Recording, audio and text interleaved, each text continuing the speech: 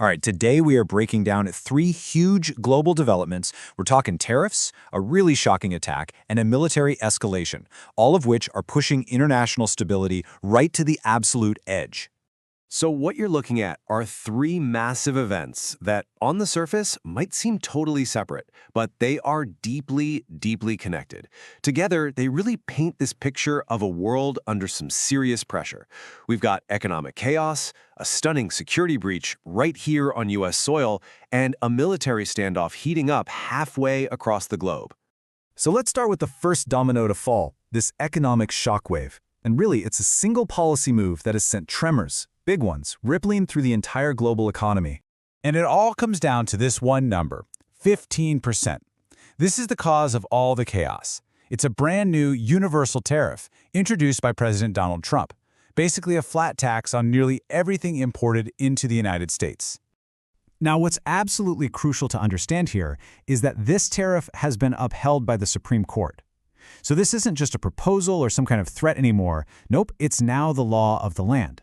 And, as you can imagine, this has sparked immediate panic and a huge wave of legal challenges from America's biggest trading partners.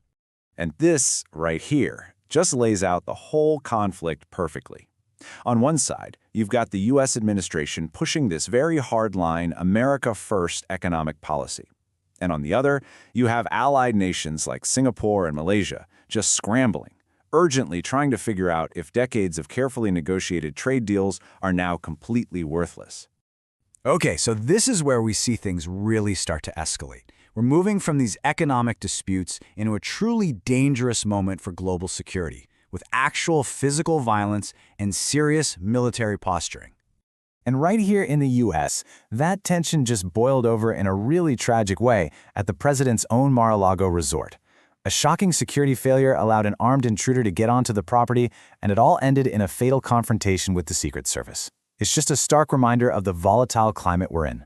And at the exact same time all this is happening at home, the U.S. is making a massive show of force overseas. We're talking a rapid deployment, an air bridge of troops and equipment straight to the Middle East. And it's a direct response to a very dangerous new arms deal that could equip Iran with thousands of advanced missiles and, honestly, completely destabilize the entire region.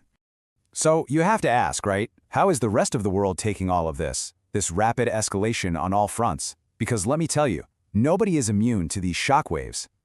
And this chart really just breaks it down for us, giving a clear snapshot of the global anxiety. In Southeast Asia, it's all about the economic fallout. In the Middle East, the big fear is a new war. Even in Europe, diplomatic ties are fraying pretty badly. It just goes to show how the actions of one nation are creating all these different kinds of emergencies all over the world, putting everyone on high alert. But, these geopolitical games and economic standoffs, they don't happen in a vacuum. To really get what the ultimate stakes are, we have to look at the profound, and I mean profound, human cost of conflict. This isn't some separate story. This is what happens when those global fractures we've been talking about break wide open. Just look at this number. 1.2 million. It's almost impossible to wrap your head around, but that is the estimated count of Russian casualties alone, as the war in Ukraine tragically pushes into its fourth year. It's just a devastating reminder of the cost when diplomacy fails. And in response to this unending conflict, Pope Leo made this desperate, really powerful appeal for an immediate ceasefire, calling the war a deep wound inflicted upon the entire human family. In President Zelensky's words, they just bring it all back down to earth, don't they? This isn't some abstract battle being fought on a map. These are attacks on homes, on power plants, on the very infrastructure of daily life, with innocent people caught right in the middle of it all. And that brings us full circle, right back to that first domino, the 15% tariff. Is it a bold move, or is it an economic disaster? Well, what we've seen is that whether we're talking about trade policy, a domestic security failure, or a military standoff, these events don't happen in isolation. They all feed into this global system that's under immense strain. And the human cost of conflict, like we see in Ukraine, is a devastating reminder of what's truly at stake. So the real takeaway here is that in our world, every shock to the system, whether it's economic or military, pushes us all that much closer to the brink.